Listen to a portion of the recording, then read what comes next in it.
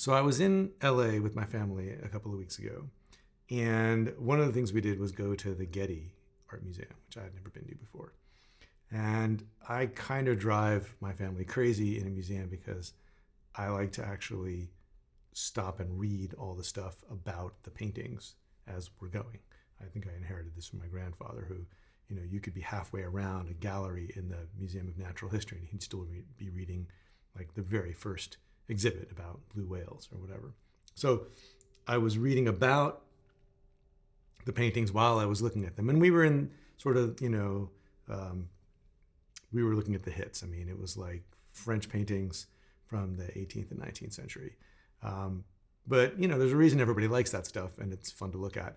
And I was really struck by three things while I was there, besides how cool and beautiful the art was. There were three different paintings, and the sort of commentary on them really made me think about making art and what that means and how people do it. So the first painting was this, it was a still life of flowers by Courbet. And the way they described the genesis of this painting, they said, he painted this while he was staying with a friend or a patron or something, and sold the painting, quote unquote, right off the easel to a friend of whoever he was staying with. And he subsequently wrote a letter to another friend of his, Courbet did, saying, right now, flowers are making me a mint. And I was so happy for the guy. I was like, cool, he's a 19th century French painter and he's figured out a hustle. Like, he's gonna make these paintings of flowers. People are gonna buy them. He's not gonna have to starve in a ditch. Maybe there's some other crazy thing he wants to paint, but he's figured out how he's gonna make it all work. He's gonna sell these paintings, and that's his gig, is painting flowers. So there's Courbet. And then, of course, in the next room, they have a Van Gogh. Van Gogh painting of these lilies, and it's this beautiful sort of close-up, and it's a Van Gogh. It looks like a Van Gogh. And, they talk about when he painted it and where he was and all of that. And, of course, everybody knows Van Gogh he sold, one painting in his lifetime. Like, he didn't sell any paintings. So that made me think, here's a guy, for better or worse, just gets up and makes his work, right? Like, it's not like there's a deadline. It's not like he has a gig. It's not like, someone's going like, hey, we need those paintings by Friday because the big show is opening. No, he made the paintings. I'm not saying this was, great for him. It probably sucked, but I'm sure, like Courbet, he would have rather sold some stuff. But the point is, here's a guy who gets up and makes paintings, whether there's a destination for them or not. And that's a thing. And finally, there were a couple of Monets, and one of them was this view of the cathedral at Rouen. And it mentioned that, like, there was also one of the famous haystack paintings. And in both cases, they said, he did like 30 of each of these, that he would go out and, paint the same thing over and over again, different times a day, to learn how to paint the light. And I thought, here's a guy who knows all about how to iterate. Like, you make stuff, this is how you get good, right? You do stuff over and over and over again. He's practicing. And I found out a week later, talking to my friend Tim about this, that who is both a painter and a songwriter, that Monet would get these, he would get the basic outline of, I guess a drawing or something of the scene with everything sort of already composed. He would make these lithographs, black and white, and then basically would go out and paint on them. So he wasn't having to do the composition over and over every time. But still, the idea was like, here are the boundaries that he's going to work within.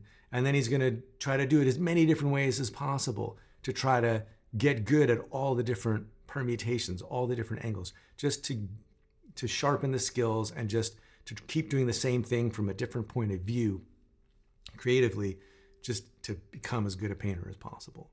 Now, I actually don't think these three things are mutually exclusive. In fact, every one of them made me think about some aspect of playing music, of how to work on things. And I think they're all pretty valuable. I mean, for starters, every musician I know who does this in any capacity for an occupation has the equivalent of, painting flowers, like, writing music for ads or for television, or writing articles for magazines, or playing as a sideman on someone else's gig, doing session work. Like, there are 100 hustles out there, and in everybody I know in any kind of artistic discipline, the best musicians I know are all capable of doing the equivalent of painting flowers for a customer. So that's an integral part of the creative experience. And in some ways, maybe it's lamentable. Boy, isn't it too bad you can't just make your stuff.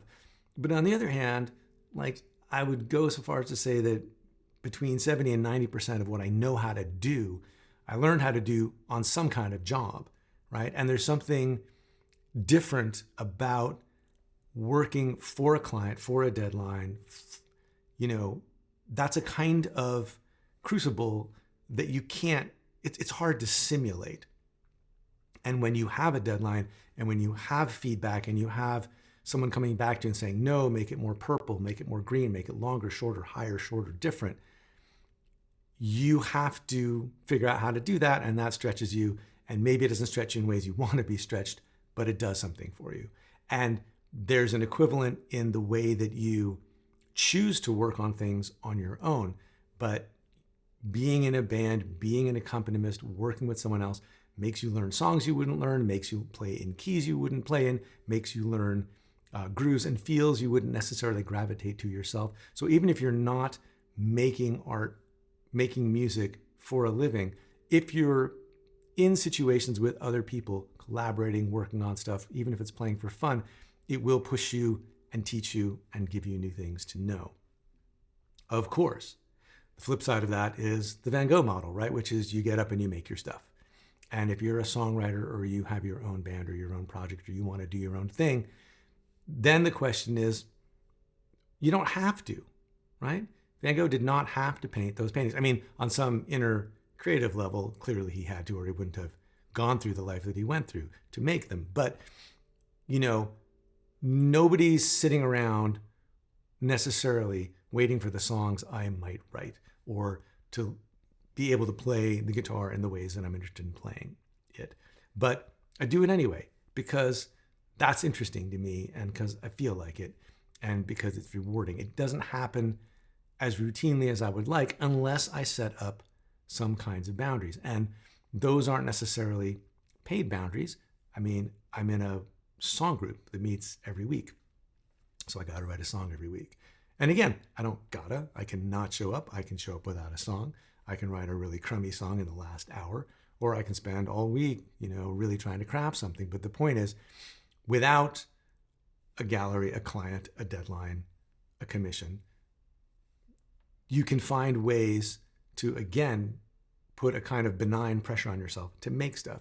And, I don't know what benign pressure Van Gogh was under, if he had his own inner deadlines of, I want to make this painting, I want to get good at flowers, I want to, get good at sunlight, whatever it was.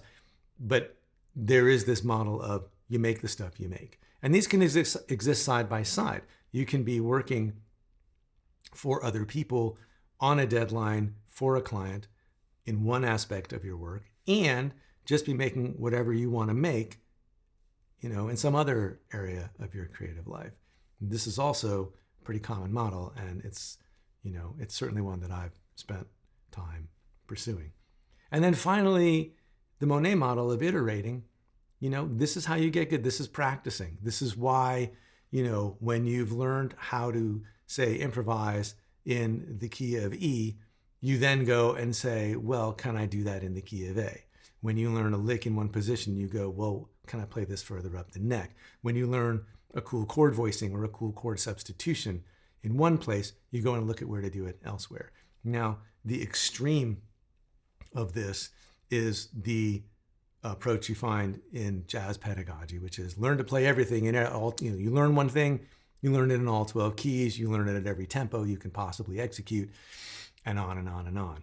Because personally, I spend a lot of time playing roots music on the guitar.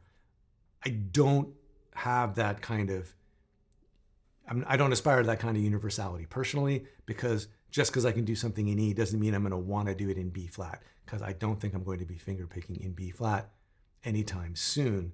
So I don't worry about it. But there are other versions of that. And a lot of my interest in being able to improvise while playing solo fingerstyle guitar has to do with some of those iterative things of, well, if you can do it here, can you do it there? If you can do it at this tempo, can you do it at that tempo? If you can do it in this position or in this key or in this tuning, can you do it in that key or that tuning, and so on. So even though those are three different models, I think that they all kind of coexist and interact, and all three of them can inform the way that you look at practicing and playing and learning and getting good. So I hope that gives you some interesting things to think about and some things you might want to apply to your own playing and the pursuit of your own creative work, your own art. Leave a comment below and let me know what you think, and I'll see you next time.